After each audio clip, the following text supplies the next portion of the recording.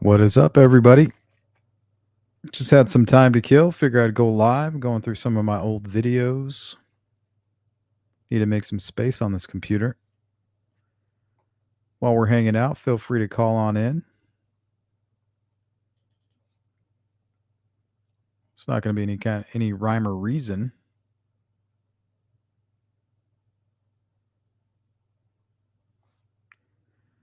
Good to see you, Shadow, Caricature, Frank Meister, Wanda, Jody, Kiwi, Shadow, CJK. If you guys want to join the panel, the link is there for you.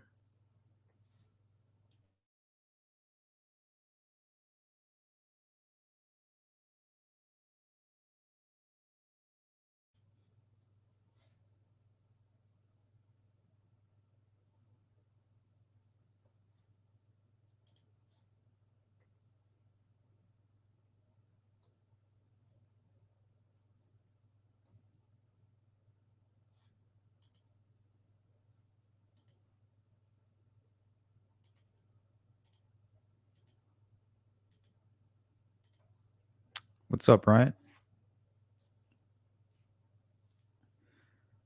What is the thing that is up?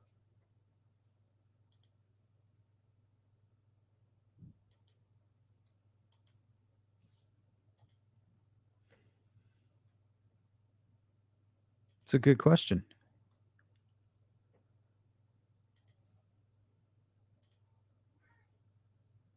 Julia, looking forward to tomorrow's live stream. I am a 911 dispatcher. I'm very interested to see this one. Yeah, I have tons.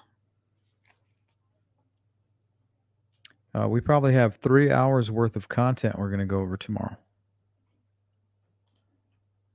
I plan to go over it today, but something came up. Hey, Shadow.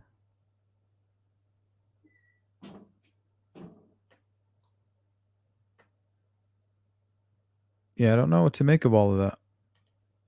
What's going on, CJK? Wanda. Shout out to Missouri.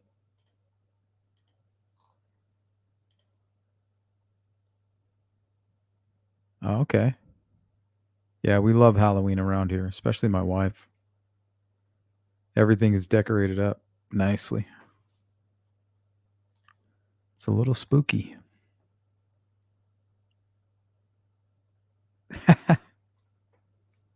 Sorry about that, CJK. Hey, Robin.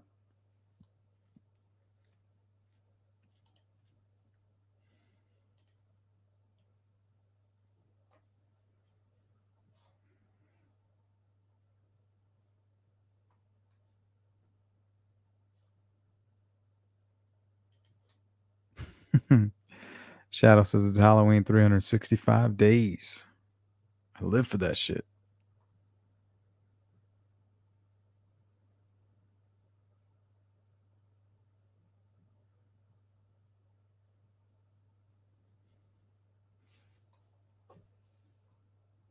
So there's a lot of true crime stuff that we've gone over on this channel, and I have a folder kind of dedicated to that. So we're going to kind of go through all of it.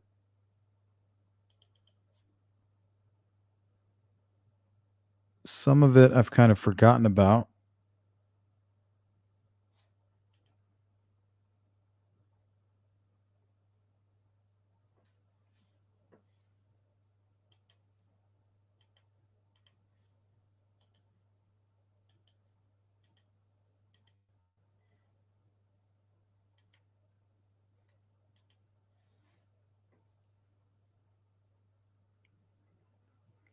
This here is titled Candace Chapman and Jeremy Pauley. These are folks who were selling human body parts.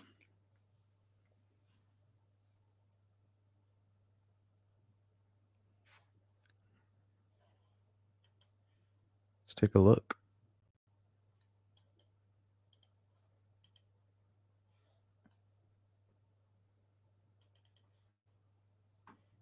Out of Cumberland County. The man is accused of buying and selling human body parts on social media.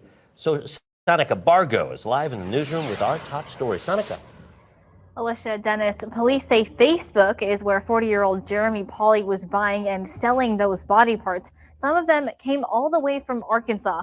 And in just the last hour, we learned from the University of Arkansas, an employee of the mortuary they partner with is under investigation. Just think about being in the market. You like wake up, man, I'm in the market for some body parts. For stealing human remains donated by the school. Just when you think you've seen everything, a case like this comes by. Cumberland County District Attorney Sean McCormack says this case, buying and selling human body parts, is one of the most bizarre he's seen. I have seen a lot of strange and unusual stuff over the years. In June, East Pennsboro Township Police got a call about an Enola man reportedly buying body parts on Facebook. They spoke with Jeremy Pauly and say he had 3 full skeletons and over a dozen human skulls from a, quote, legitimate purchase. It depends on the situation and how you came about to possess those remains. Then in July, another call from someone claiming they found buckets of human organs in a basement. Detectives and the coroner's office got a search warrant and found exactly that. When you get to the core of this case, this is a case of receiving stolen property. Police said they found Pauly was buying remains over Facebook from a woman in Arkansas, $4,000 worth. The FBI and Arkansas State Police got involved, accusing the woman of stealing them from a mortuary. Good example of what you can accomplish if you communicate and cooperate with one another at different levels of law enforcement. Police and the FBI interviewed Pauly and say he admitted to buying the remains and said he was selling them to others for profits. If you equate it to like stolen car parts or something like that, if they are dealing in stolen car parts, selling them, it's a higher level charge. And that's what you're going to have in this case. Pauly was released on a $50,000 bail. He's facing charges including receiving stolen property and abuse of a corpse. Live in the newsroom, Sonica Bargo, ABC 27 News.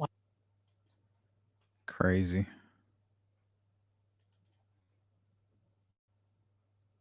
A new FBI search is now linked to a store that sells what it calls creepy dolls. This is a story you saw first on WBZ. Thanks for joining us tonight. I'm Lisa Hughes. And I'm David Wade. We've also learned the store owner claims to use human bones to make her creations. WBZ's Christina Rex broke this story. There you go, Julia. Live for us in Salem tonight. Christina. Lisa and David, the FBI will still not say exactly what it is searching for, but it has confirmed that yesterday there were 2 searches all day long, one at that business in Peabody and one at the business owner's home here on this street in Salem. It was a tad unnerving, if you really want to know, especially seeing people in Tyvek suits. These images taken by neighbors show the FBI in the backyard of a We home can get on into that Pleasant after Street this, Johnny. in Salem all day Tuesday. They set up 2 tents in the backyard. They spent 8 hours here collecting a large number of boxes, totes, bags. This is the home of the woman who owns Cat's Creepy Creations in Peabody. Her workspace was also searched by the FBI all day Tuesday in connection to a federal investigation. WBZ tried to ask the woman about the search on Wednesday. Is there anything that you want to say about the FBI search here yesterday? She describes her business on Instagram as a creator of creepy dolls, oddities, and bone art, posting a real human skull on Instagram, saying in the caption, "If you're in the market for human bones, hit me up." And here, displaying 11 real human vertebrae. It's a little bit, I won't say nerve-wracking, but... Well, the thing is everybody has the right to rest in peace. And what are you doing like with a human person? You're just selling them. How are they resting in peace if you're, selling their body parts? It certainly got our attention. The FBI hasn't said what they're looking for in these searches, but neighbors are all ears, concerned about federal investigators on their street. This is a very quiet area. Nothing ever really happens, which is one of the reasons we like it so much. We adore it here in Salem. And so to find out that the FBI has converged on a house on the next block and they're digging up bones and things like that, it's like, what is it? Is there a body buried? Why the FBI? It doesn't make any sense. And any search warrants connected to this case are sealed right now, and they'll only be unsealed and viewable to the public once somebody's arrested. As always, we're working to find out any more information we can. We'll bring that to you here on air and online at cbsboston.com. Let's take a look at creepy creations.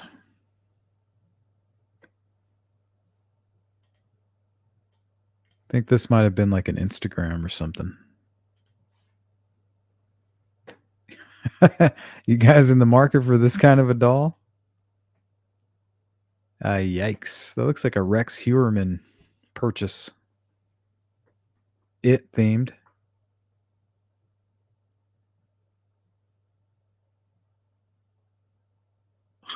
Jeez.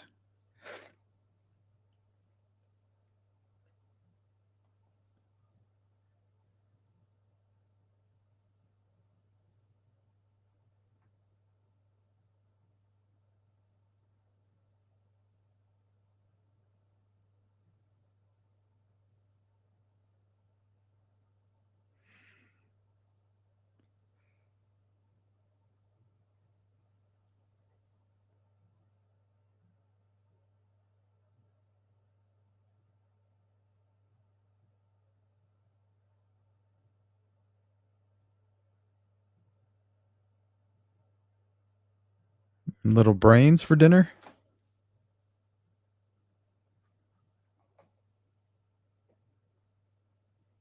Reminds me of Indiana Jones.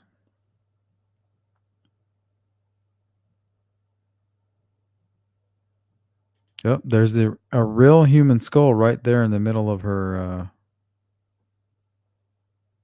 setup there.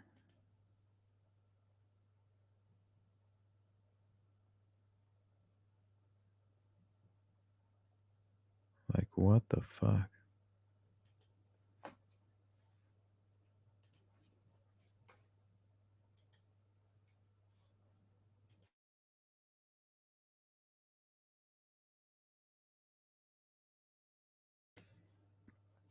Johnny Blaze is asking about Sarah Boone. Let's take a quick look. For those of you who don't know what's going on with that.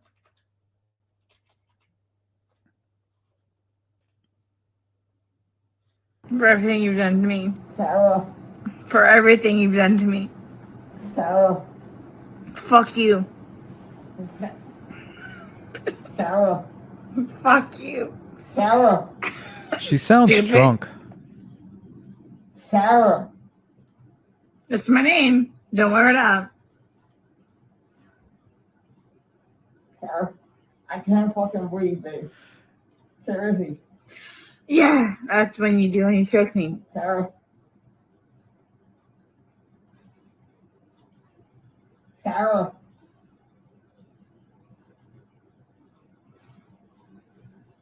Sarah.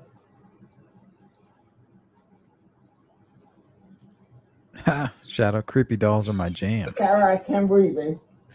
That's on you. For everything you've done to me. Sarah. Yeah. I don't know what to make of this. I mean, shit's crazy. She sounds like she's under the influence, so I don't know what the hell is going on. Her defense, I believe, is a battered spouse. I don't know what that entails. So, I don't know. I really don't have a comment on this. I mean, she's obviously sick. But I don't know what her mental health status was at the time.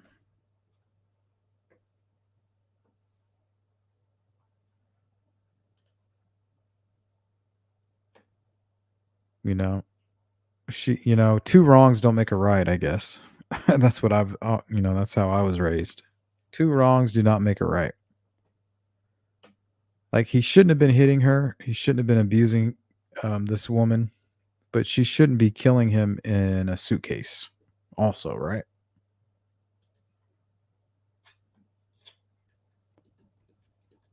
So I don't know. The doctors are definitely going to have to chime in on this one.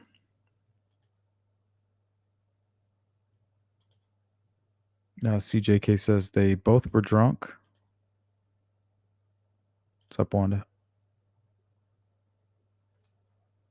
Yeah, this is a tough one.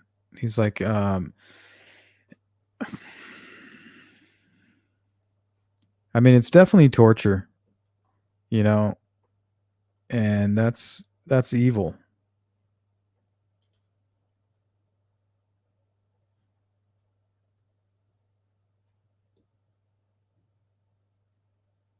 I agree with you on that one, Julia.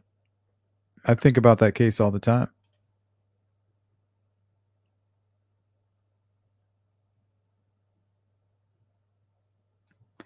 Yeah, I agree with that, Humanimal. Definitely sadistic. She sounds crazy. She sounds a bit psychotic. Um, there's definitely a vengeful tone.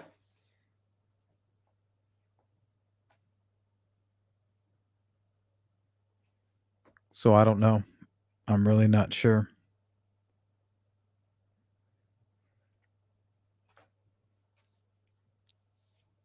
I also believe that people can be driven to do evil things. So I don't know. I don't know the ins and outs of this case. Obviously, what she's doing is wrong. She's torturing a man. I mean, I couldn't imagine going out that way. His life is over, and he basically was tortured to death.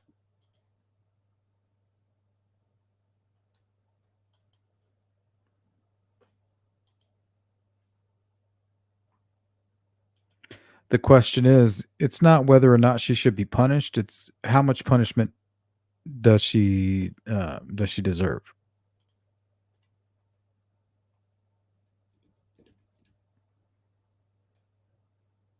Yeah, and it doesn't matter about what was going on in court. Caricature, welcome in, by the way. It's about what her mind, what kind of frame of mind was she in at the time of the murder. You know, that's all that matters. Johnny says the whole case is messed up. She has 9 different public defenders. Yeah, it's turning into a circus, that's for sure.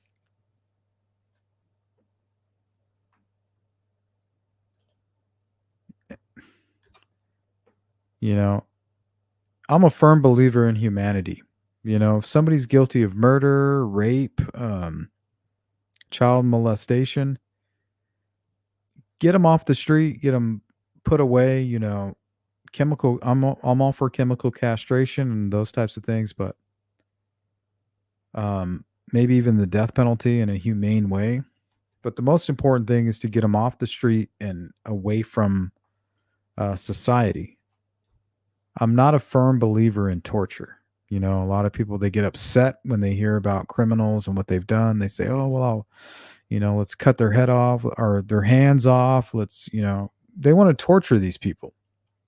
Me, I don't want to lower myself to their level.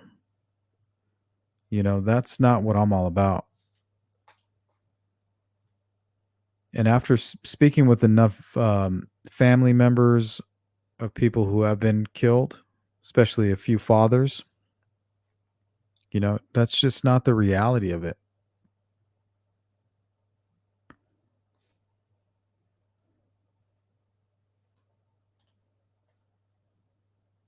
Yeah, it's terrifying. Definitely. Shadowbox says, I don't have it in me to hear someone suffer. Yeah. But then again, have you been driven? I don't know what happened to this woman. She sounds like she's been driven to the point where she has no compassion. Or she could just be not a serial killer, but a psychopath, like a serial killer. And she's making, using excuses. Ryan says, I mean, she's taking the power back, but took it way too far. Yeah. And I think that's what we could be dealing with. She seems like she's a little inebriated or under the influence of something. And if you've been beaten by somebody and victimized, and all of a sudden the roles are reversed. I mean, I just don't know. I don't know what could drive anybody to do what she's doing to this man. You know, he's begging and pleading, and it must have taken a long time for him to, you know, eventually expire. The only question is, how the hell did he get in there?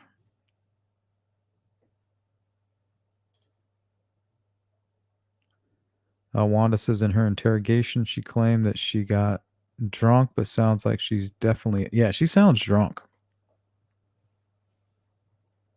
She's definitely under the influence of something.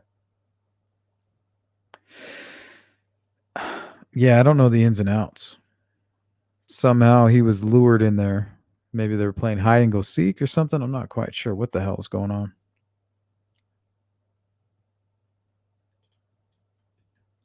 For what I heard, she beat him with a baseball bat before she filmed this. Oh my God.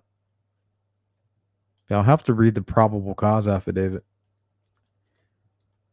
CJK, you'd think at some point she'd let him out, but nope, she thinks she'll be acquitted. She was a fool to not take the plea deal. She probably would have been out in 6 years. What kind of plea deal? Like I said, I know a little bit about the case, not a whole lot. Yeah, Lauren. You know, that's exactly what this looks like. Something going on with her mental health. It also matters that she has no regret or responsibility. Those help you get a better sentence. Yeah, she has zero remorse. From what I can see. What do you mean, Frank? I've been following that case. What's going on? What's new in that case?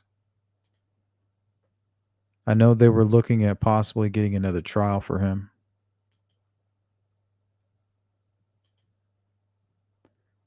Yeah, I always looked at Scott Peterson as like a pure psychopath. You know, the first Watts, if you will.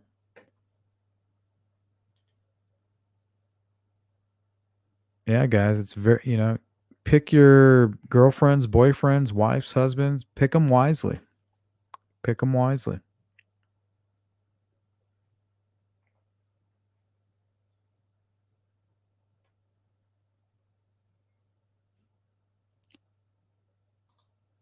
Yeah.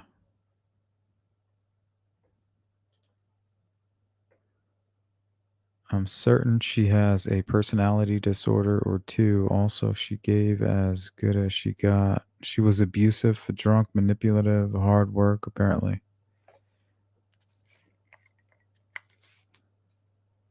Yeah, I mean, this could be some cold-blooded shit. It's definitely hard to watch.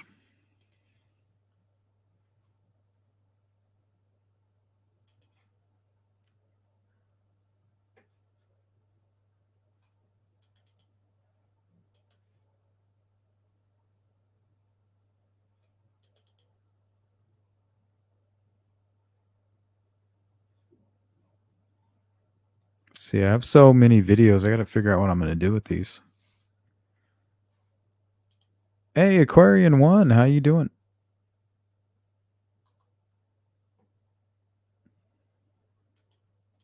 Gambies, what's up?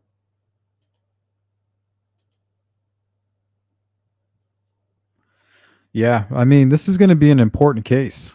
You know, they're talking about, I think what is it, battered spouse?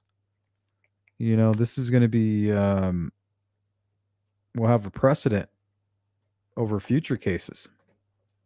So yeah, this is one of those Supreme Court type deals. It will affect similar cases in the future for sure.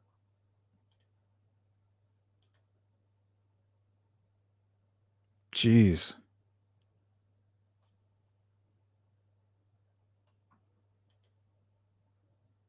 Welcome in, Friendly Snake.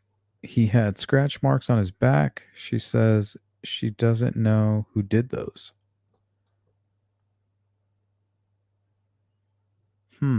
Maybe she was cheating? Or he was cheating? Sorry.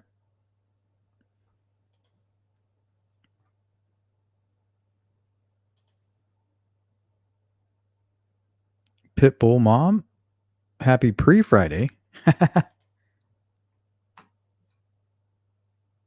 like a Daryl Brooks.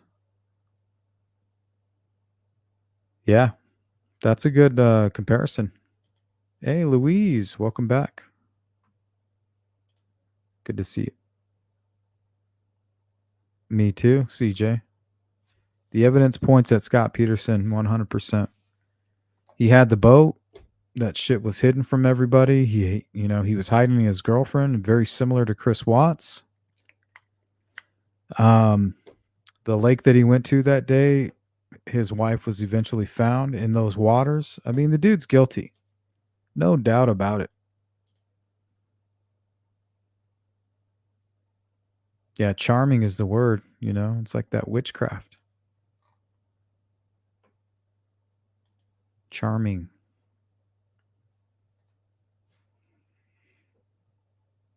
So let's go. We're just going to look at a bunch of random stuff. I'm going to decide whether or not I'm going to delete it or keep it. Saying someone told him to kill. Do you have any remorse? Not when you're doing it for God. Where are you going now, heaven or hell? I'm going to heaven.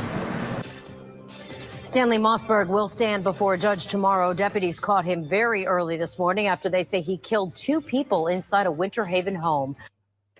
Okay, so this guy says he killed 2 people in the name of God.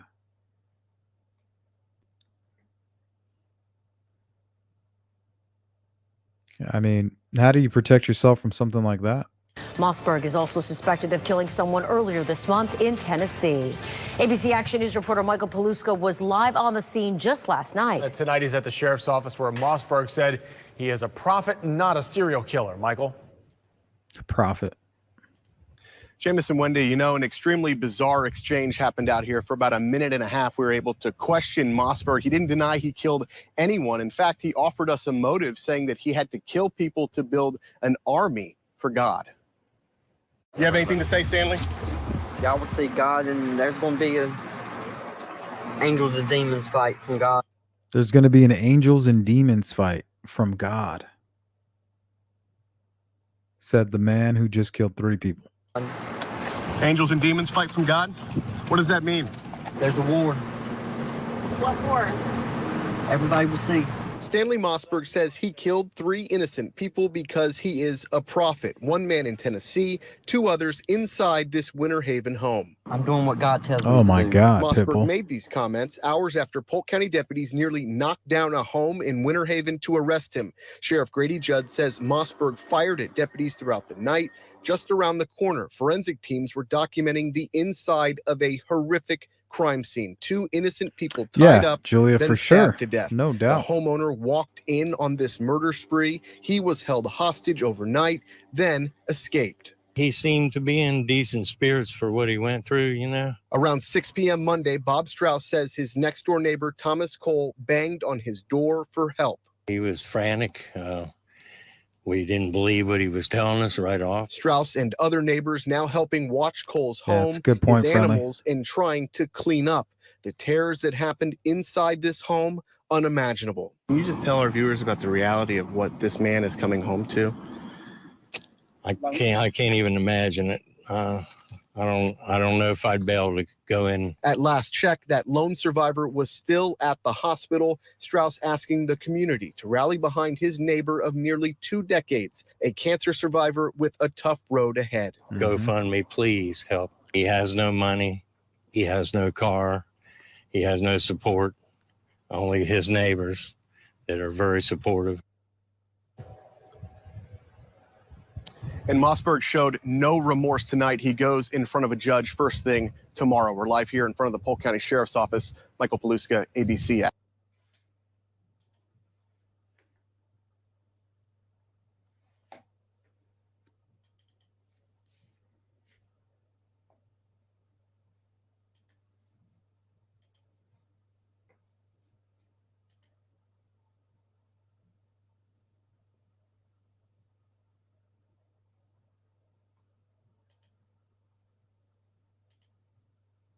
Yeah.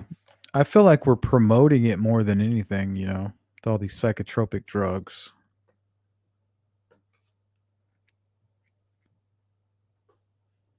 Money is just such a motivating factor for evil in this world. It's hard to see it. You think you're getting help when really somebody's out there to hurt you.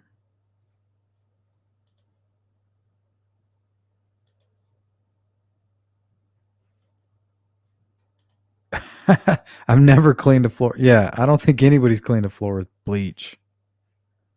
I would be too afraid to like ruin my clothes or something, you know what I mean? I don't even like using bleach spray. Maybe sometimes when I'm washing clothes, very rarely, maybe like once a year you use bleach, but geez. Yep, homemade anchors. Yep, they found evidence of that. 2, as a matter of fact. I mean, the dude is guilty, for sure. No doubt about that.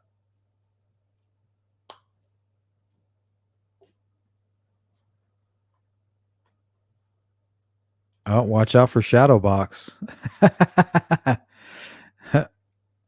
She's already prepping for the trial. She's like, I do. In case I ever go to court, right? They'll just go ahead and pull these chat logs.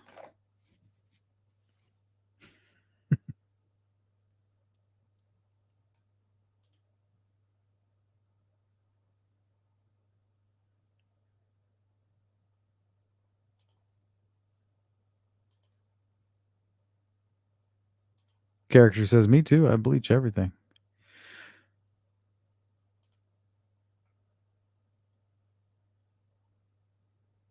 She's a germaphobe. I don't know. Maybe I should ask my wife. She's the one that does like all the cleaning and stuff, The most cleaning I do is like the bathroom. That's mainly because I cut my own hair, so I leave like hair everywhere. But I don't ever use bleach. I don't think I ever have. But I haven't always been the cleanest person.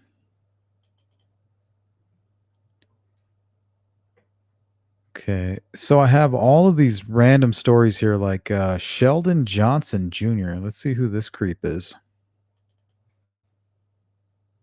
Human torso and foot were found inside a building in the Bronx. The suspect has been identified as Sheldon Johnson, a criminal justice activist who previously served time in prison. All right, Fox 5's Linda Schmidt live in the High Bridge section of the Bronx tonight with more on this surprising turn of events. Linda. No, yeah, certainly not surprising. that I know. Well, first of all, Pitbull. this guy said he had turned his life around after spending most of his adult life in prison. In fact, just last year, I'm he extremely started lucky. working with the Queens Public Defender's Office. Well, now he is accused of shooting a man in the head in the apartment building right here behind me and then dismembering his body. 48-year-old Sheldon Johnson of Harlem is charged with murder and concealment of a human corpse. This is Johnson recently on Joe Rogan's podcast, talking about how he had turned his life around after a life of crime.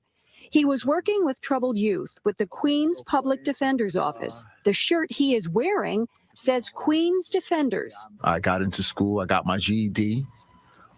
From there, I got involved in correspondence courses. I started interacting with guys who were teaching ART, aggression replacement training, and I started to begin to understand how these concepts work, what positive visualization is, deep breathing, how to remove yourself, conflict Shit resolution. didn't work for you. Well, police say Johnson's life of crime apparently was not over. He is accused of shooting 44-year-old Colin Small in the head in Small's sixth-floor apartment on Summit Avenue and then dismembering his body. Detectives combing over potential evidence again today. Inside the apartment in the High Bridge section of the Bronx, a law enforcement source telling me they found a man's torso and foot in a plastic storage bin. Investigators also found the victim's head, legs, and arms in Johnson's freezer in his apartment building in Harlem. The superintendent of the victim's apartment building saying a neighbor heard gunshots, and surveillance video tells the story. The tenant of the apartment, he came in, he never came out. So I called police because it's suspicious. The super providing me with these surveillance pictures inside the building that allegedly show Johnson carrying bags in and out of the apartment building the day of the murder. and changing his clothes several times. Like nothing as happened. well as wearing disguises. Ha! Look at that disguise. Fucking wig. Now, today I also reached out to the Queens Public Defender's Office where Sheldon Johnson had been working, but they had no comment. Back inside to you. I think I have some photos here.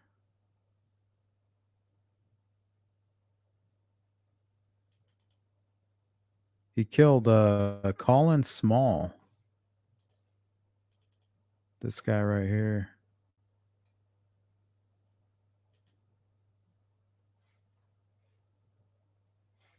It's like you never know who you're arguing with. That's why if you don't really know the person, just it's not worth it, you guys. Don't, especially if you're not like armed. Don't get into any arguments. It's just not worth it. It's never worth it.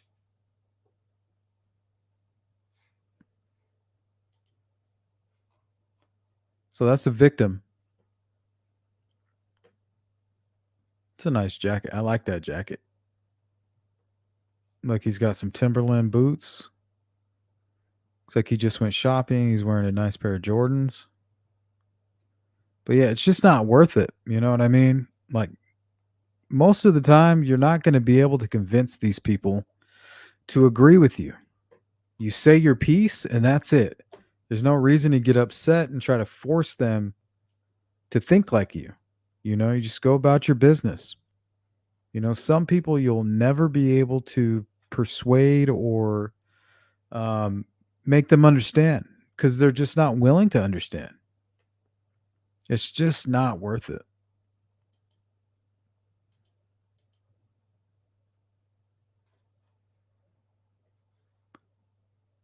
And if you see anybody wearing this fucking stupid hat, you should already know, like that dude's crazy.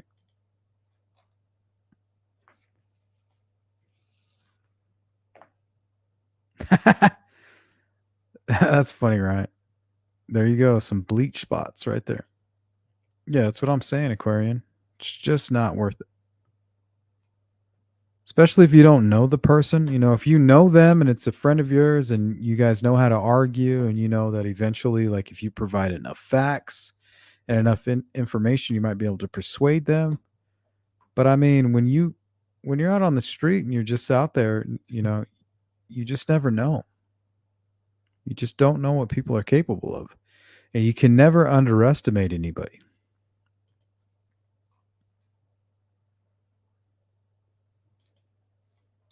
Look at this fucking psycho. Lived in the same apartment building.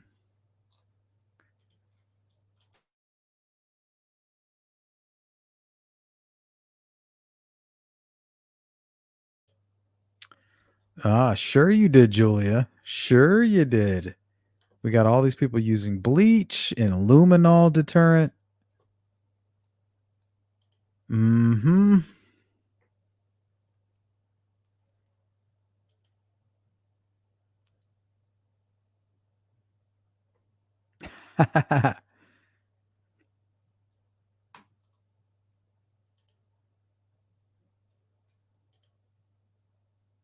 Citrus and eucalyptus, fabuloso. I love eucalyptus.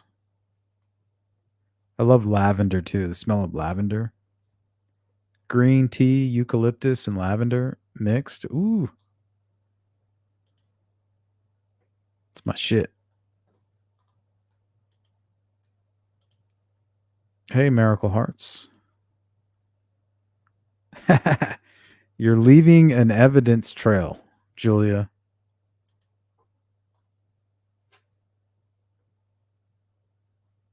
Fabuloso is like a spray. It's like a cleaning agent.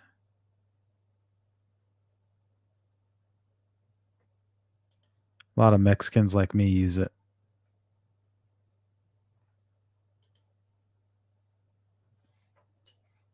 Yeah, this guy's nuts. Look at this.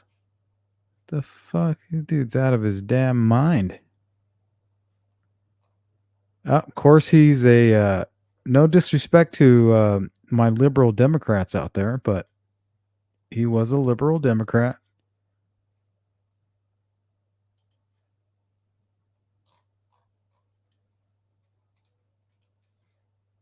Is that an article?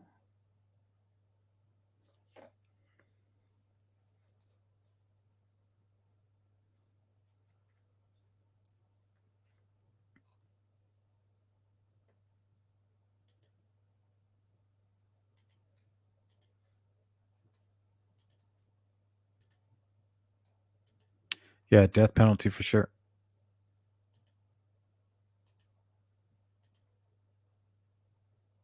Oh yeah, mint too. I love mint. Anything mint, like I like to grow mint in my garden, but it takes over. But I love mint. I love it. I love the smell of it. I like the taste of it. Julia says clearly that dude uses bleach on his hair. Great cover story.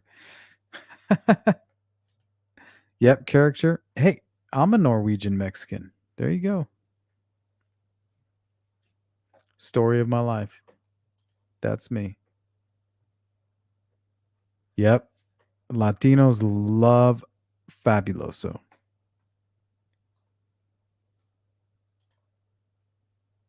I grew up with that shit.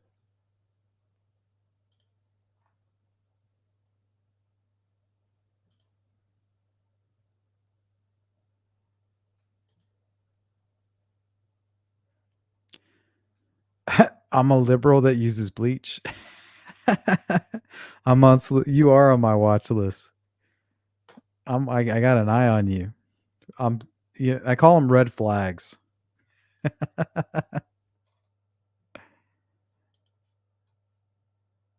Yeah, me too, Lauren. I love lavender. Lavender, mint, green tea, and eucalyptus.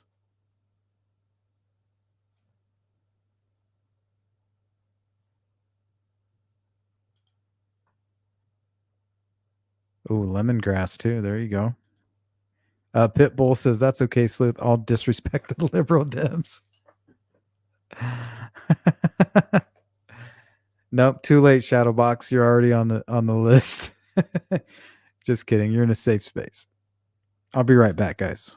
Hang tight.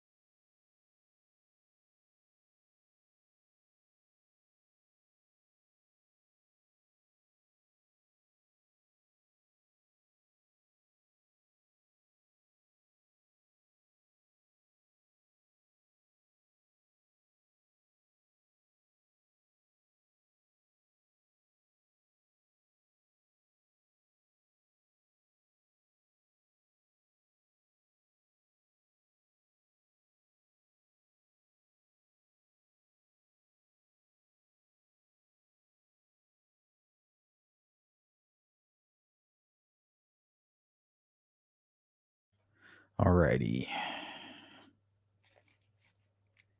Shadow. Now I feel cleaning obsessed and want to go clean everything. You know what? I feel like cleaning a little bit. The thing is, I don't like clutter. It drives me fucking mad.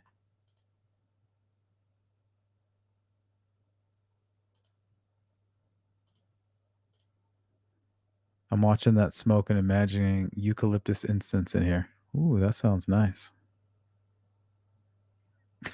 Aquarian, welcome to come clean my house. I like that. Julia, you're welcome to come clean my place.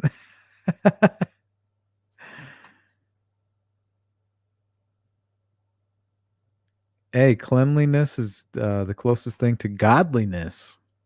You know?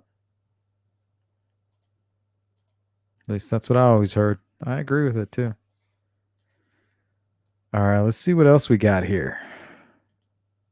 A lot of people don't realize we cover a lot of, we've covered so much true crime on this channel. A lot of you just kind of tune into the Delphi stuff. But I mean, we've covered a lot. You guys remember this? City, Missouri, 3 Chiefs fans found dead after a gathering at a friend's home to watch the team's last regular season game. Police headed to the residence after loved ones couldn't find the deceased. Officers reported locating one of the men dead on the back porch and the 2 other bodies in the backyard. You're grieving, but you're also mad because you don't know all the circumstances, but you've been hearing bits and pieces, and what you're hearing isn't good. The trio, Ricky Johnson, David Harrington, and Clayton McGinney, missing for 2 full days from Sunday, January 7th to the following Tuesday. I wasn't aware of that they were missing until the police knocked on his door Tuesday night. Attorney John Paserno represents the homeowner. He spoke to our Kansas City affiliate, saying his client had no idea the bodies of his friends were right outside his door. Said goodbye to the other 3. This was like a mad scientist experiment or something. I don't even know what, ended up happening with this. I feel like this guy did some kind of weird experiment on his friends or something. And it was his belief at the time that they left outside through the front door, and that's the last time that he saw them. Kansas City police telling NBC News the homeowner is cooperating, and neither he nor anyone else has been arrested or charged with any wrongdoing. There were no obvious signs of foul play, and there is not believed to be any threats to the community, according to the investigators. They were left out in the cold, and then they had to wait for their bodies to thaw out for them to do an autopsy. That's something that you don't ever want to hear. Loved ones, meanwhile, overwhelmed with loss and grief, but also confusion. Nobody really knows what happened on that night. It's just, I don't have any answers. He has to know something. The homeowner also facing backlash online. People posting on social media questioning how he didn't realize his friends' bodies were right outside his house. The medical examiner has yet to release a cause of death, which investigators say will determine how they move forward. Meanwhile, Paserno, maintaining his client, is shocked at the loss of his friends and is mourning them as well. This has hit him hard. If they were in distress, he certainly would have helped them. In lieu of answers, the families and community are leaning on each other. David Harrington's mother creating a GoFundMe to help pay for the funeral costs, writing, quote, "I now have to put my son to rest. This was something we did not expect, as no parent ever does. I am asking for help today." The account getting $10,000 from one donor alone. Friends and family members also gathering to celebrate the lives of their loved ones. We're just going to keep praying and keep going, keep sharing our story. Stephen Romo. A bad dose, maybe.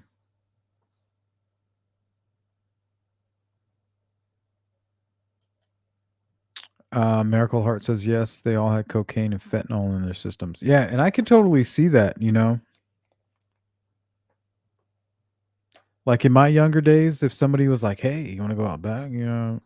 I got a little something, something." You never know when you're young, or if you're at a party or whatever. You don't know what you're smoking. You don't know what you're sniffing. You really don't know. Today, you just can't. In today's times, you can't trust anything. So maybe it was just like some fentanyl. But I think there's a whole conspiracy behind all of that. Let's go to Ryan. It says, how many disappointed YouTubers not going to be able to get inside the courthouse for the Delphi trial? I don't know. I feel like that's all that's going to get in there. From what I've seen over the past 2 years, they're always the first ones in line. Especially the murder sheet. And people like Frank Meister. So I think they're going to be fine.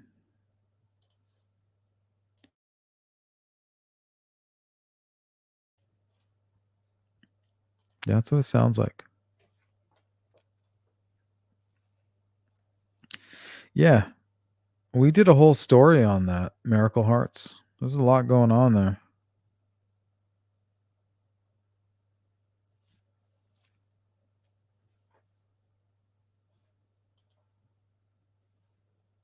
Julia, with my job, it's crucial to desensitize, but there are some times and certain stories that just hit hard. Yeah, that's very interesting.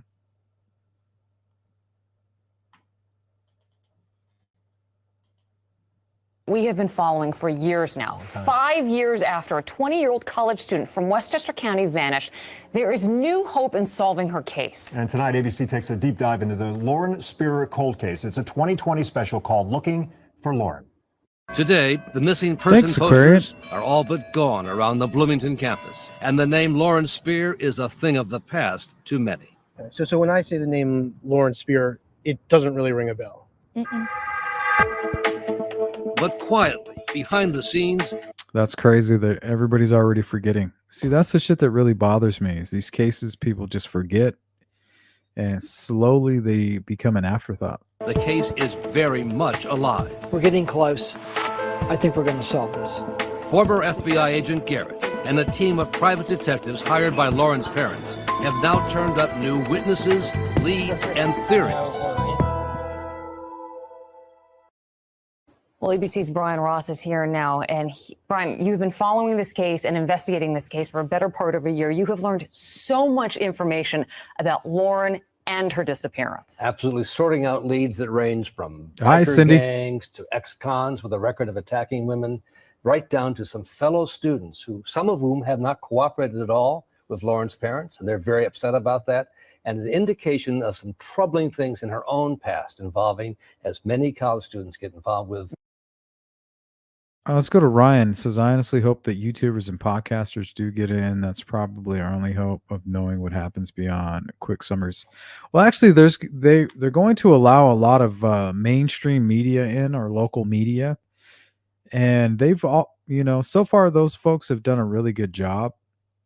So if you're okay with like Twitter and things like that, so that's what I plan to do when I'm reporting during the trial and things like that. I'm going to basically keep a close eye on Twitter because they're going to be able to report on that, maybe include a few clips, certain things that are provided by the courthouse, that they deem allowable. But yeah, there's going to be media that's going to be in there. And they're going to be able to provide a play-by-play. So those are the folks that are going to be probably giving the most detailed information during that trial, and I plan to cover that for sure. Drugs and drinking that may have helped lead to her demise. It turns out she had a very serious heart ailment. So mix that with alcohol and drugs and nights Julia. of partying. And there's a belief that perhaps her fellow students. Rick, you talking about Rick Snake? He's not even allowed there. I mean, that dude, he's just, I don't know what's going on with that guy. But Gray, is he going down there? I don't know. I don't watch his channel. I've been blocked from Gray Hughes for like the last 3 years. I don't watch his channel. Some of them may have seen her die and then panicked and disposed of her body. Along with Snake that, versus Gray. the men who came under suspicion by police and her family in Westchester. The men she was with that night, the young men, became persons of interest. The police have not brought any charges against any of them. One of them was a new friend she had just met. He's the one who spent the most time with her that night. He claims he has a memory loss because he got in a fight with other students and has not been able to say anything he says. He now works. Yeah, I think he got in a fight because of the fact that he was like with Lauren, possibly kind of carrying her around. So I think he got in a fight because of that. I'm very suspicious of those folks. In New York, we tracked him down. He wouldn't talk to us. He won't talk to the family. He won't talk to the family's private investigators. So there are many questions for him about what he knew. We've also found another student who has since gone to prison after a drug rampage. And he has told people in the prison that he knows who did it, what they did with the body. it sounds like this investigation is so close to solving it. It has got to be so painful and so difficult for Lauren's family, who has really learned a lot about their daughter. Absolutely. And has had to also deal with these 5 years that have gone by. 5 years, but they continue to push hard. Charlene and Rob Spierer up in Scarsdale, they're pushing hard. They're hoping tonight this may be the case, this may be the opportunity to break the case. Brad Garrett says he thinks he's one interview away from solving this case. So I agree with that. Let's go to Ryan again. I thought they were not allowing any devices in the courtroom. I was thinking Twitter would be a problem, but maybe you're right. No, they're going to film the trial. Like, they're going to have cameras in there. It's just not going to be televised, but everything's going to be videotaped, and the court is going to pick and choose what will be released to the media. But they're going to have the media. There's going to be a whole group of media members in the back, and they're going to be able to, at every break, they're going to be tweeting out, and they're going to be releasing information about the trial. And it may even include video clips. You know, it really depends on what they're going to release. But I have a feeling, because it's Judge Gohl, and she's a huge advocate for cameras in the courthouse, in the courts for Indiana during trial. At the last minute, I feel like maybe after the jury selection, she's going to allow cameras in the courtroom, and it will be televised. Remember, in all of the documentation that she released about the decorum and the rules about this, it says at any time these rules could change. So just keep that in mind. So I still have faith.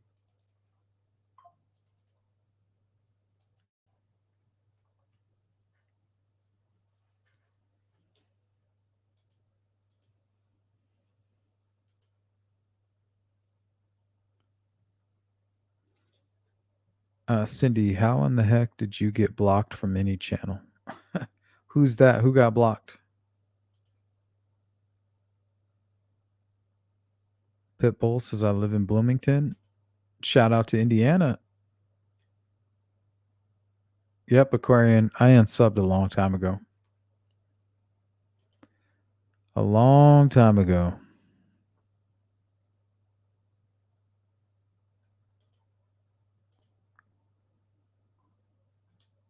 Yep.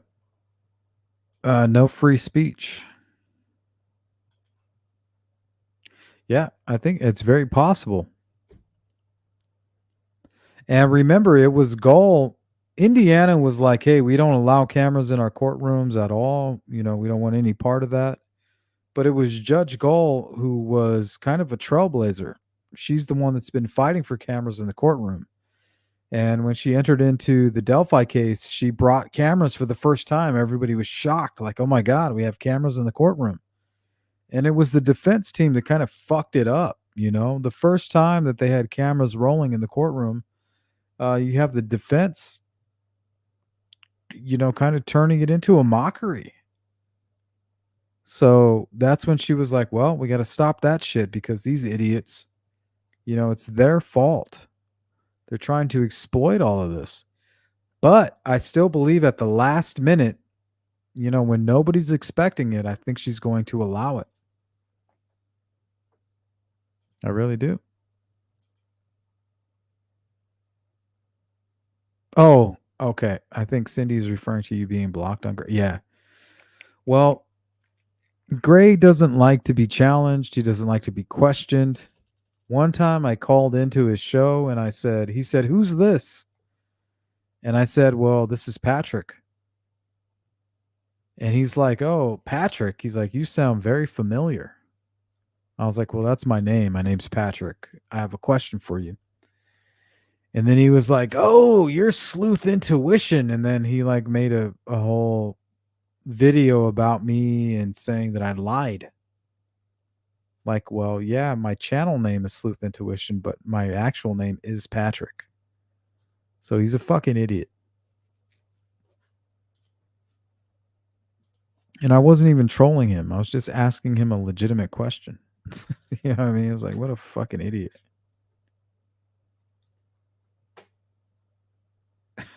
You remember that? It was, yeah. What the fuck? He's like, "What's your name?" I was like, "Patrick." You sound so familiar. I was like, "Well, anyway, I just have I have can I ask my question?" He's like, "Yeah, ask your question." Then he's like, "I know who you are." I was like, "Well, Patrick and Sleuth Intuition are the same thing." So, but whatever. I could never understand why he was so like I don't know, intimidated, or I don't know what you want to call it. But he actually came after me a few times, but I don't know. Whatever. Let's go through some of these videos here. A lot of these are pretty random, so I don't have any backstories. I'm just trying to clear up some space, but yeah, he is an ass. And I could never really understand why he was such a dick.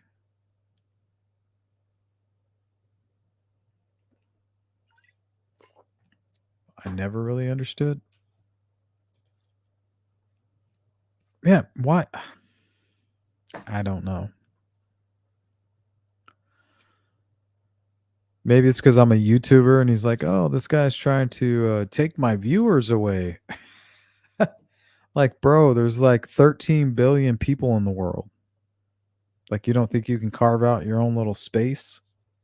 That's what we've done here. We carved out our own little space, on YouTube. There's plenty of room on YouTube for people and their styles. Plenty of room.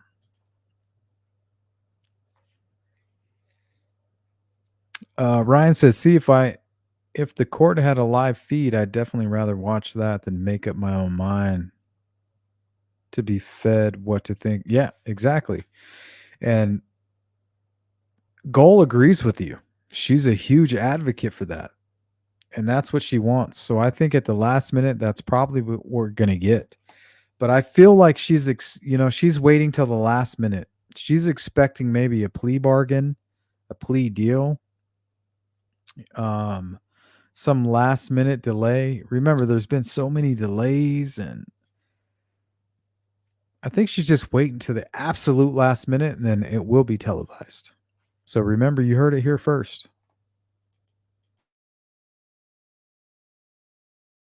Hey, what's up, Jari? What are you doing? Aquarian said, I told him he was rude and he told me I could leave. There were plenty of other channels. I unsubbed from Gray Hughes. He's a jerk. Yeah, I agree with that. His whole channel is built on gluttons. Gluttons for punishment. I think he has an incredibly fragile ego. I agree with that. He is terrified of someone making him look stupid. Yes. Yep. Anybody who creates a threat of that is blocked. Me, I love it. I fill my channel and, my chat with people who educate me because I'm nothing special. I love to learn. I love to learn. And there's only one way to learn, and that's by opening up your mind and allowing people who have had experiences that you have not to educate you. So, yeah. Yep, insecure for sure. Yeah, and I'll agree with that. There is some great content, especially when it comes to Delphi. Yeah, I'll agree with that. That's the problem. It's like a love-hate. Yeah, you're right, Julia.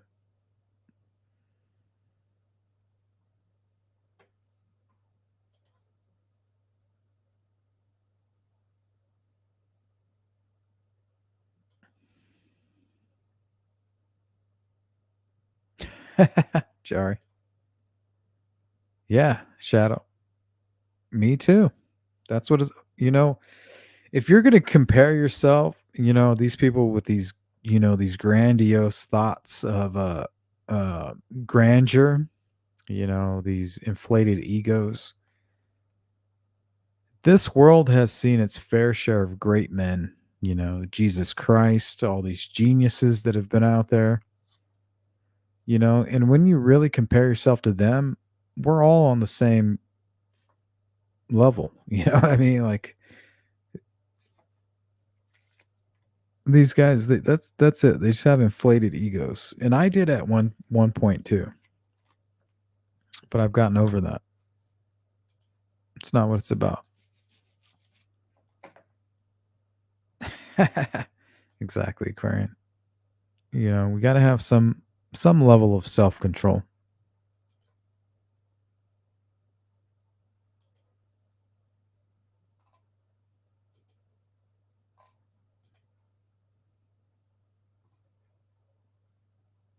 I appreciate that, Pitbull. And that's what I'm trying to do. All right, let's see what else we got here.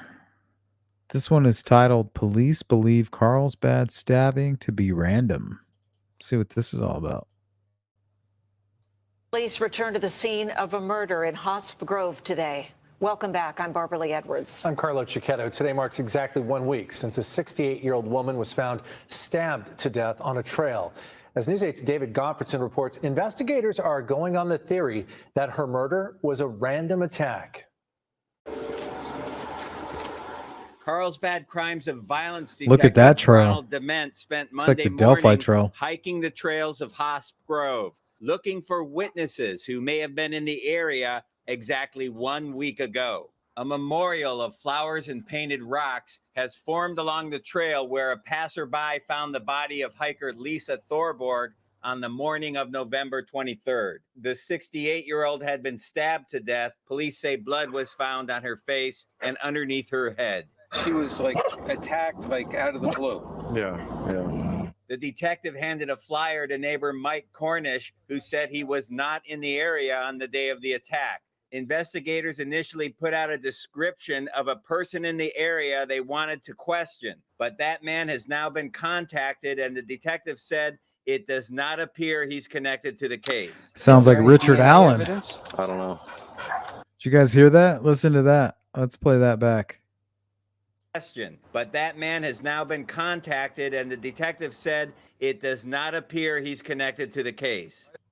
Like, how sure can they be?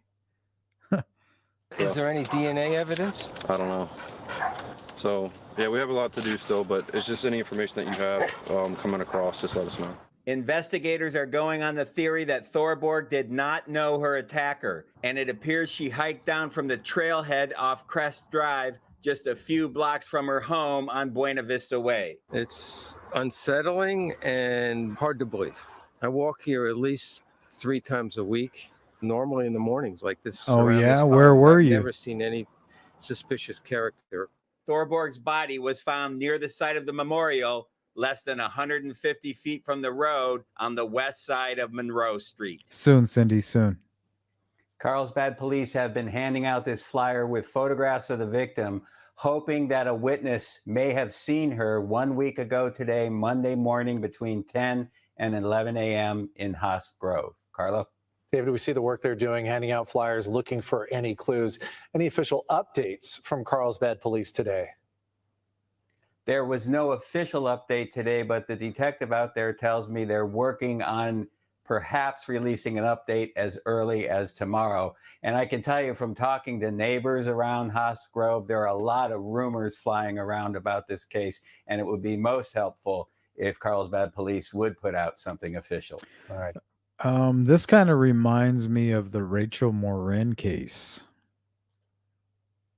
You guys know about that case? It was an illegal immigrant who killed her. Ryan says, I want to believe that people are basically good. No, 100%, basically. That's the key word. People are basically good. And that's what draws me into true crime is this it's like a shark attack. It's like this lightning strike. You know what I mean? Um, maybe even more common than a shark bite, more common than a lightning striking somebody. But yeah, I agree with you. I think people are basically good. It's just that there's just this percentage of people that, don't value life. I don't know. It's like there needs to be something done about it. There needs to be people need to be more invested in this. We need more educated people to look into this. We need our government to look into this. We need more people investing in learning.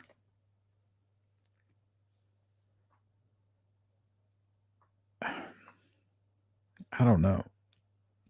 All I know is that it's terrifying.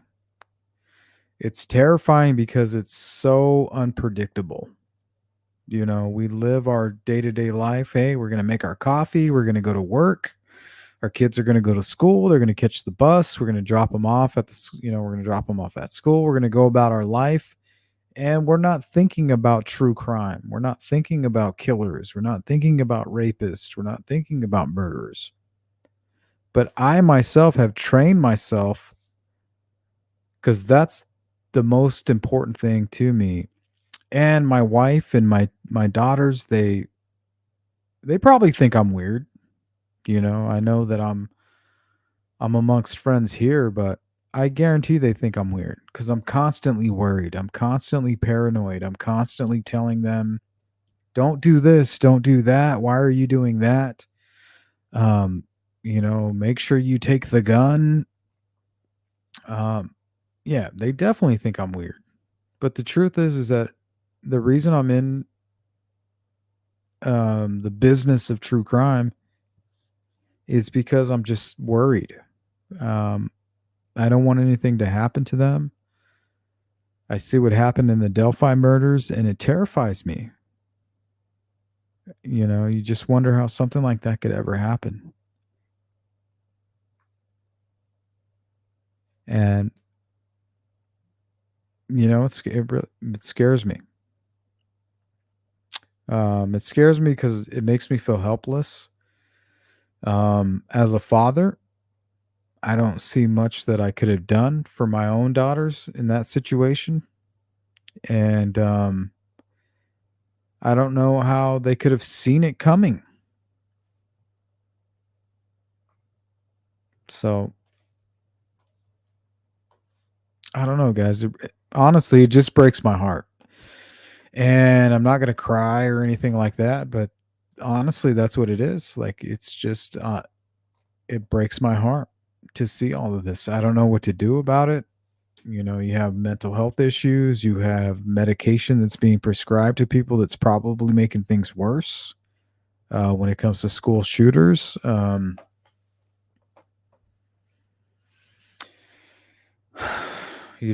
It's just one of those things, like, you don't have an answer for it.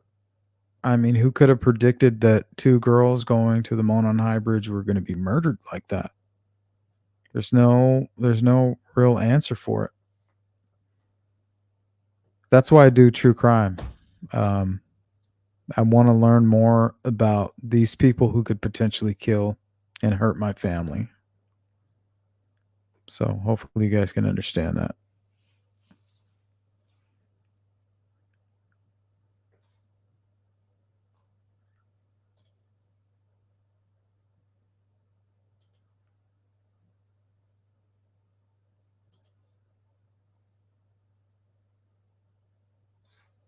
Yeah, Rachel.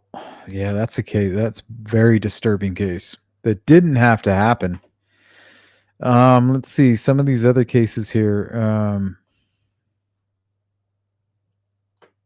I don't know if you guys know a lot about Connor Tidd. Connor Tidd is a case that we covered. He's like your anti-incel. Let's kind of look into this. Connor Tidd posted his $500,000 bond and walked out of court a few hours ago. He was driven away in a car with Massachusetts plates. Now, according to the warrant for his arrest, police say that when they found him in that motel with a 13-year-old girl, he wouldn't give them his name or his age, but he did say that he was old enough to get in trouble. The disturbing details leading to the arrest of 22-year-old Connor Tidd begin here on March 18th inside room 121. But what led police here started over a month earlier on the social media app Perp, described by the 13-year-old Plainfield girl police found with Tidd as the, quote, kid-friendly version of popular dating app Tinder, where Tidd described himself as a 15-year-old. The two began dating, which Julia. moved to the social media app Snapchat, where the girl suggested she wanted to try THC gummies. Tidd writing, quote, what do I get in return, little one? According to the warrant. Police discovering the messages on the girl's computer minutes after she snuck out of her parents' home, got picked up, and was found inside Musab's Elite Inn, quote, crouched down in the shower portion of the bathroom, and Tidd hiding behind the door. Remember that everyone is entitled to be presumed innocent until proven guilty. Our cameras were not allowed inside Killingly Superior Court Thursday, where Tidd was arraigned on first-degree kidnapping and second-degree sex assault, among other charges. Matthew Olkin is his attorney. We just learned today of these allegations. We have not seen any evidence to support them yet. A worker at Elite Inn told Fox 61 police went door to door until a man said he saw the girl and pointed at the room. Police found cannabis gummy containers, sex toys, duct tape, and a Swiss Army knife inside. Jesus. The girl told authorities she had consensual intercourse with Tidd. People should withhold their judgments until Connor's had a chance to tell his side of the story. And when that happens, I believe people see the case differently.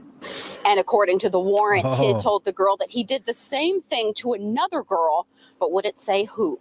In Danielson, I'm Samaya Hernandez. So this is one of the most terrifying cases here. Connor Tidd, a lot of people don't talk about this. Let's go to Ministry of Defense. Welcome. Hi, I'm a new sub. You have to educate your family, get to know your neighbors, be aware, and protect yourself. Yeah, I agree with that. And even when you get to know your neighbors, you know, you really don't know your neighbors. You know what I mean? That's one thing that I'm definitely learning. I always preach, don't trust anybody, including your neighbors.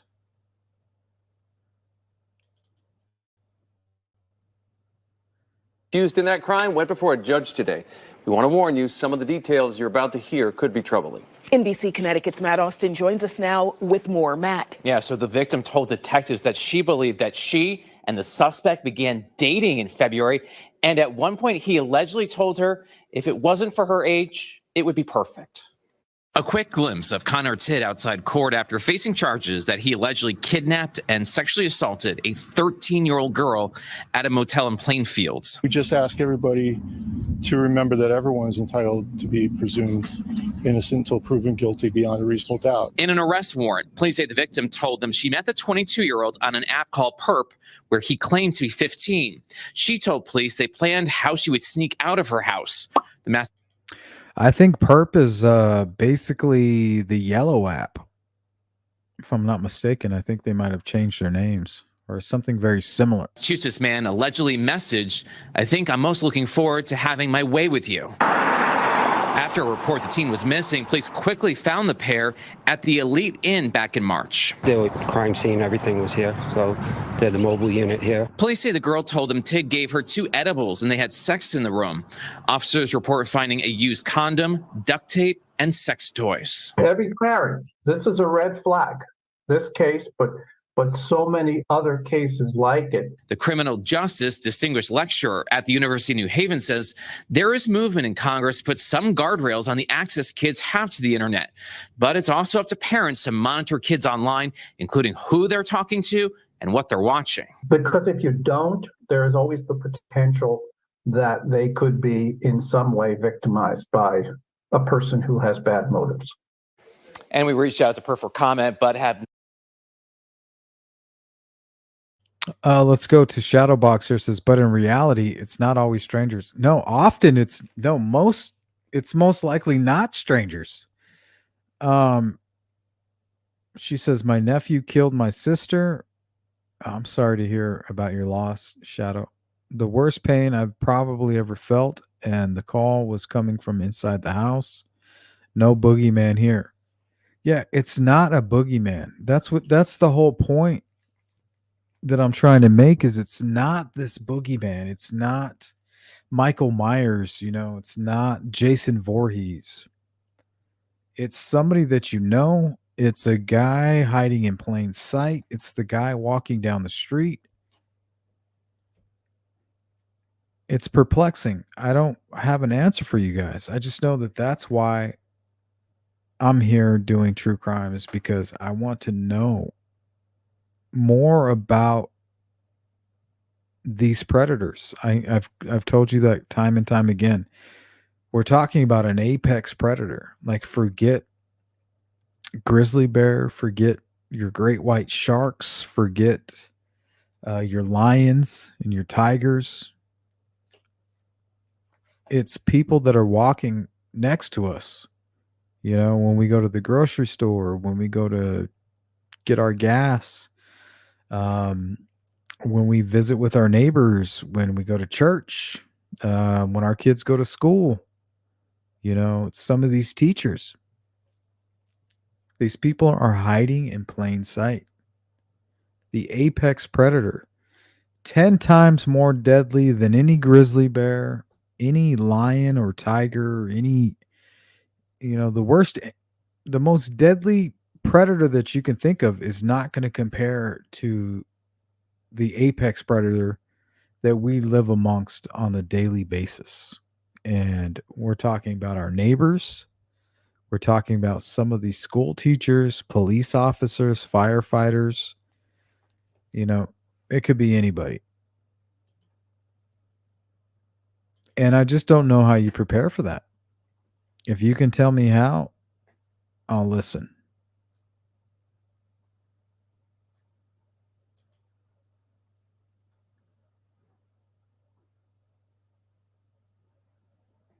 All right, let's go to a couple more of these and then we'll get out of here.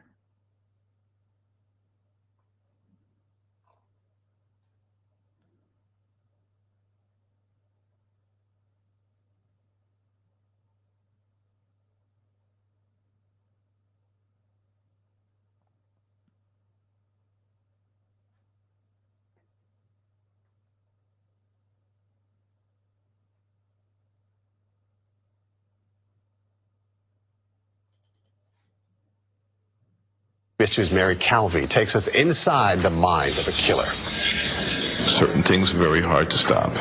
An addiction to murder. Joel Rifkin terrorized the city over a 4-year span, killing one woman after another with his bare hands. You think of people as things. And now, a new killer may be following in his murderous footsteps. There's like a whole little graveyard going on down there. The beach off Ocean Parkway on Long Island, the final resting place of 4 women found murdered. We could have a serial killer. It happened last month. It is a scene eerily similar to a case 4 years ago just outside Atlantic City. There's a madman out here. There, just a mile from the beach in a drainage ditch, 4 women are found dead, strangled. 4 women in Atlantic City, 4 women on Long Island, 4 years apart, all unsolved. Could crimes of the past offer a clue?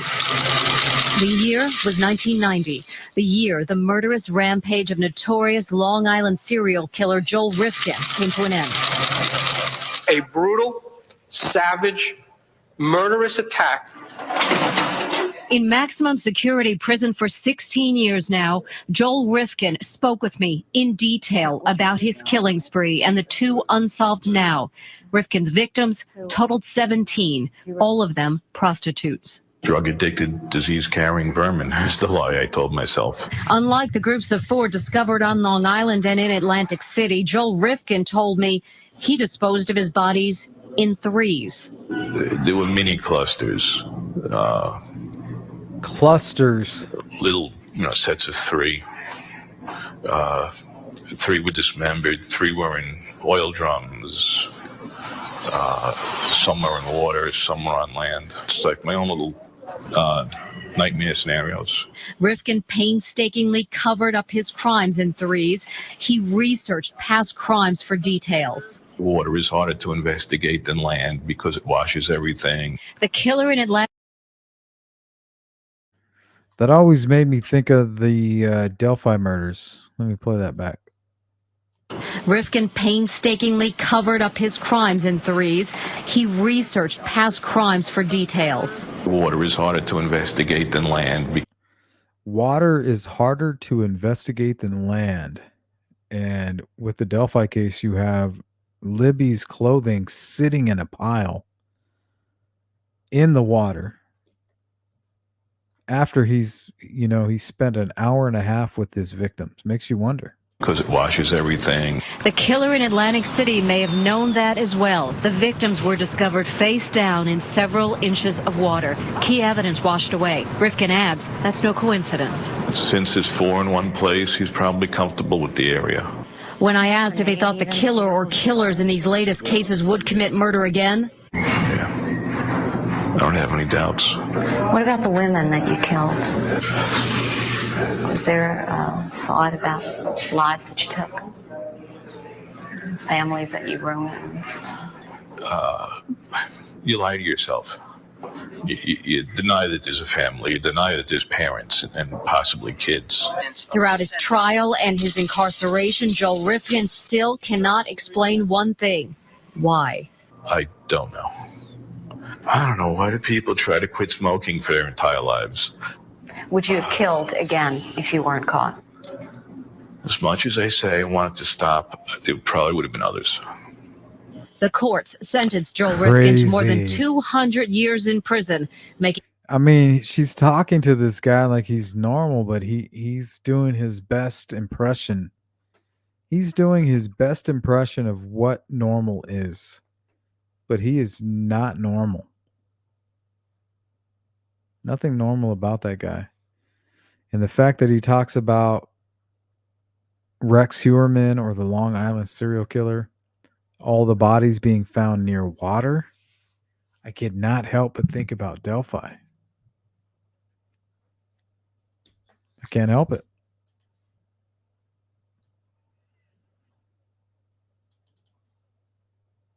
Of the two females that were found out yesterday. The bodies have been positively identified as Abigail J. Williams, 13, of the Delphi area, and Liberty Rose Lynn German, 14, of the Delphi area. The two girls were reported missing on Monday, February 13th. The bodies were discovered about 12:15 on the 14th in the woods just east of town here by volunteers that helped in the search of the children after they were reported missing to the Carroll County Sheriff's Department. Family has been notified. This is considered a double homicide investigation. No further information will be released at this time. We are asking for anyone to come forward who has information that were either on the Delphi Historic Trail yet there on Monday, especially if they were near the Monon High Bridge, that they might have been seeing somebody out there. They may have taken pictures where somebody might be in that. Okay, so it's at this point that Kathy Allen would be saying, Rick, weren't you there? Weren't you at the trails? Yeah, I better call. Right? I better call. Yeah, I was there. Photograph. If they were out there doing that kind of stuff, we need that information. We would love to have pictures of that. I would have to say yes. I mean, we have nobody in custody at this time. So as far as I'm concerned, yes, there is somebody out there that did this horrendous crime.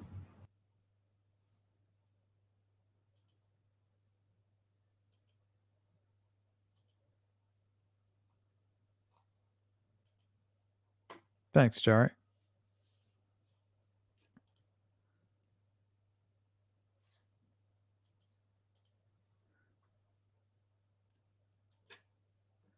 All right, guys. I think that's going to do it for this little live stream here. We'll catch up on the chat, and then that'll be it.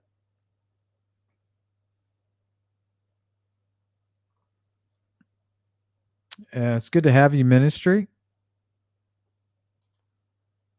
Always good to see new names.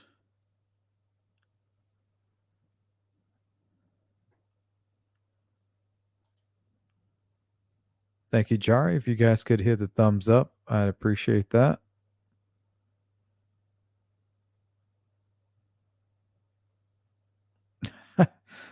Arthur Shawcross. Yeah, that's a name right there. You guys know who that is? What do you guys know about that name?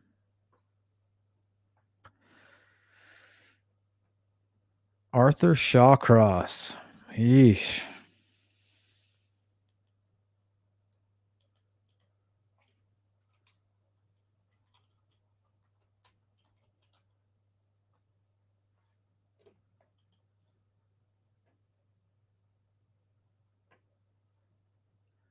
Jeez, yeah. The Genesee River Killer was an American serial killer active in Rochester, New York, 1972. Did a live stream on this guy. Shawcross' first known murders took place in his hometown of Waterton, New York. Yuck.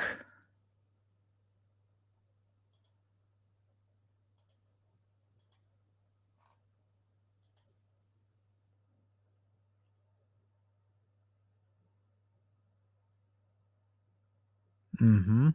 Exactly. Boston. I hate this man, but his honesty explains a lot. He is not normal. You are right in comparing it to Delphi. Could Richard Allen have committed more crimes? Really think about it. Yeah, I think it is possible. But the thing about Richard Allen is I believe that his life was okay. His life was good until a certain point. Think about it. September of 2016, that's his birthday. Remember, he was born, his birthday is September 9th. His daughter moves out in September, says that she's marrying a man that is not, I don't know, maybe he's racist. I don't know. I'm a mutt, so I don't know a lot about race. You know what I mean? To me, race, I've never been racial. I don't know what that means. Maybe it meant something to him. You know, she's marrying somebody out of her own race in September, which is the same month of his birthday.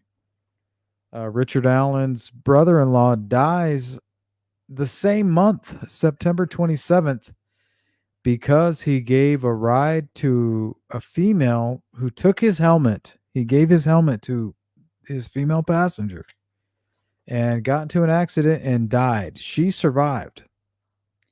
So his daughter's leaving, moves out, and his brother-in-law dies, and it's his birthday all in the same month. To a psychopath, that's going to look like, the world is shitting on him. So to me, I feel like that's like a catalyst. I don't know. I could be wrong. What the fuck do I know? But it says a lot to me.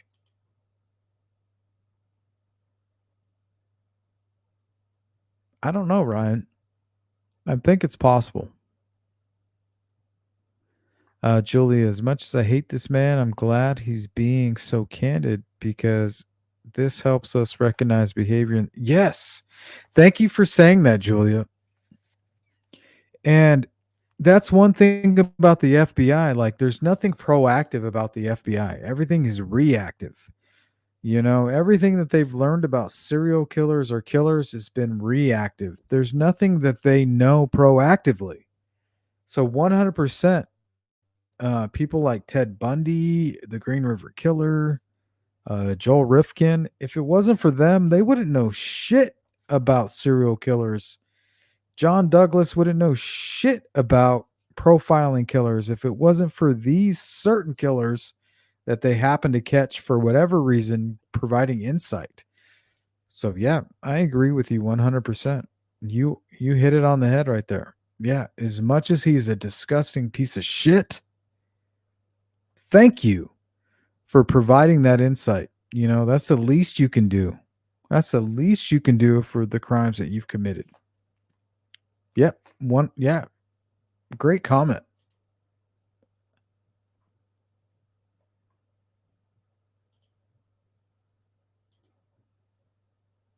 Yep. Good to see you, CJK. Kitty Cat. First and last time I just watched the prof, he went scorched earth. I'm sure you know. It wouldn't be the first time. I mean, all he talks about is the troll farm, and he never talks about Abby and Libby and the actual crime that took place or the facts that surround it. He's too busy talking about anybody that was talking about him. Was there a Discord that was sharing crime scene photos? It's like, that's all he talks about. So, you know, for the folks that are into that, there you go. That's your guy. You know, I don't fault you, whatever. That's your thing. There you go. That's your place. Ministry of Defense, thank you. We'll be back. I mean, time I will watch some older. Hey, glad to have you. Appreciate it.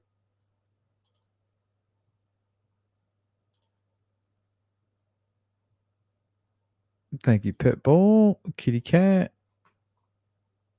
Yeah. Oh, we're gonna get into it. We have a lot. We have a lot. It's gonna be a nice long live stream. That's why I had to reschedule it. I did not have enough time today. I do killed hookers, didn't he? Yep, he sure did. Joel Rifkin did. Most of these serial killers, the reason they kill prostitutes is because they get into the car. You know, they pull up. We're dealing with psychopaths. They're constantly thinking, how do I get close to my victims? Like the Zodiac, he started out with convincing people to pull over, you know, flashing the lights. Like, hey, your tail light's out, or hey, your back tire's wobbling, and you know, things like that. But then they learn, like, hey, there's prostitutes. If I go target a prostitute, they'll actually get in the car with me. That's why you had people who were targeting hitchhikers. Ted Bundy, he would target young women who found him attractive. He would pull up and say, hey, you want a ride? You know, you're at a bus stop. How about I just give you a ride? And they say, oh, well, you look harmless, you know. And, you know, maybe I'll strike up a conversation with you.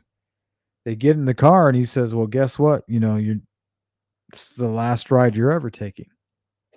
So for these killers and psychopaths, the thing that I'm learning is that they obsess about how they're going to get close to a victim. They fantasize about murder. They fantasize about rape. They fantasize about kidnapping. But it's a struggle. How do I get close to my victim? You know, how do I get to these victims? It's difficult for them. You know, how do I get these victims without getting caught?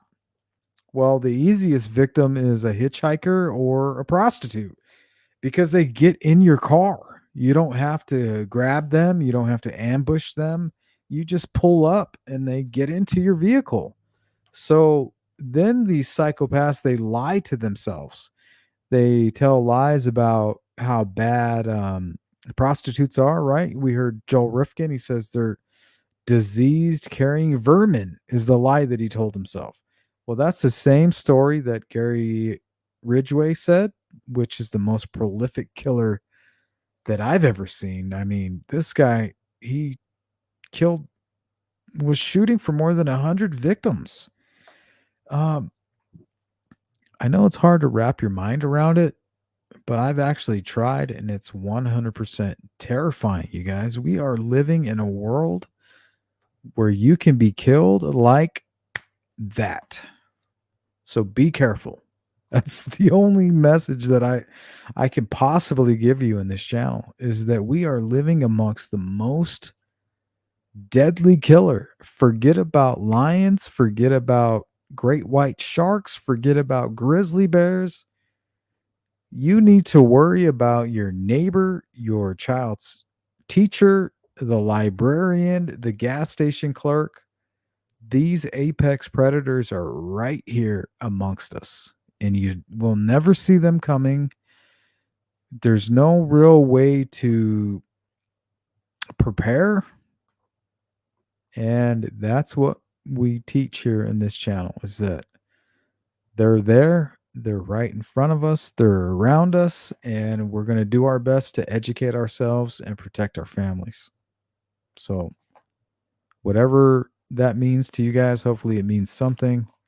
But either way, I'll see you guys again real soon. That's my time for the day. Welcome all new subscribers, and I'll see you guys again real soon. Take care.